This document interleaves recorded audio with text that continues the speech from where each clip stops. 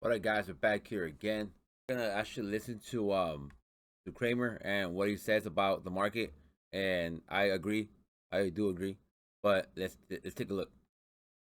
And here, Williams also thinks the stock market has gotten too cheap versus the bond market, the much larger bond market. Now I want you to check out this chart of the S&P 500 futures from 2013 through 2017, with the blue line here showing the VOO, yes, once again, Larry's proprietary index, and yet everybody uses it. This measures the valuation of stocks versus bonds. This is not an overbought, oversold oscillator. It shows you the fundamental relationship between stock values and the much larger bond market. In other words, these are times when stocks can be high in absolute terms, but still cheap relative to bonds. When the history shows is that if you buy the S&P, when it's cheap versus the bond market, you tend to do pretty darn well. Those red circles are where Larry's tool would have told you to buy, and they were all correct. So now let's look at a more recent picture, the S&P futures, and how they stack up versus the bond market from 2018 through today. Sure enough, right now, at this very moment, the stock market is incredibly undervalued compared to bonds, which is yet another sign to Williams that this is a buying opportunity. Now, I want you to put it all together. We're going to put every bit of this together, okay? And Williams sees stocks headed higher, which is why he recommends using this Ukraine-induced weakness to do some buying. However, while he's predicting a pretty good rally, he also acknowledges it's going to be a choppy fare, not a direct staircase to heaven.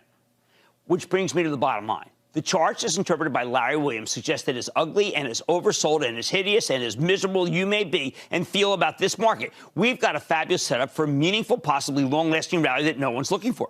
And you know what? I wouldn't be at all surprised if this isn't always darkest before the dawn scenario. And that's why I keep telling you to have some cash on hand, as we do for the CNBC Investing Club, picking away and picking away, ready to pounce when our... yeah. So I do agree. So at this point right now, everything's very oversold. There's some positions and stocks that, like for example, Nvidia, Walmart, stocks that have been hit hard and they have good numbers.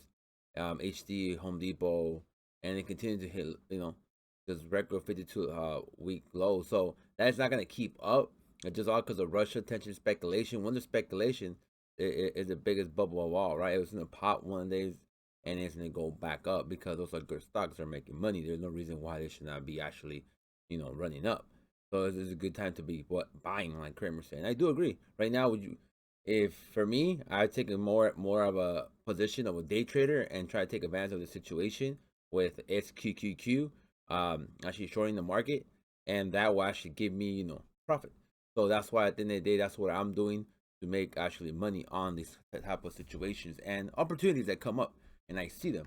So as we could take a look here at the bottom, we have here the position of 500 shares, and this is going to go for sure tomorrow at $50. Why? Because of what's going on with Russia and all the speculation. And we can see VVO, we can see SPY, we could put SPY here, and at the end of the day, see how beat down the stocks have been. The market. So just keep a lookout once everything's more clear in the water and see what happens. Once everything clears and everything's more declared of what's going on with Russia, everything gets more settled. That's when it's a buying opportunity in a good position to buy. Because at the end of the day, this is not gonna stay here forever. I'm not lying. He is right. It is a good buying opportunity, and that's where you come in, you step in, and you hold your guns. Because like he said, it's not gonna be stairs to heaven. It's gonna be bumpy, choppy, but it's gonna be there. See, we can see here the chart for SPY. So thank you for listening. The next time, and best you all.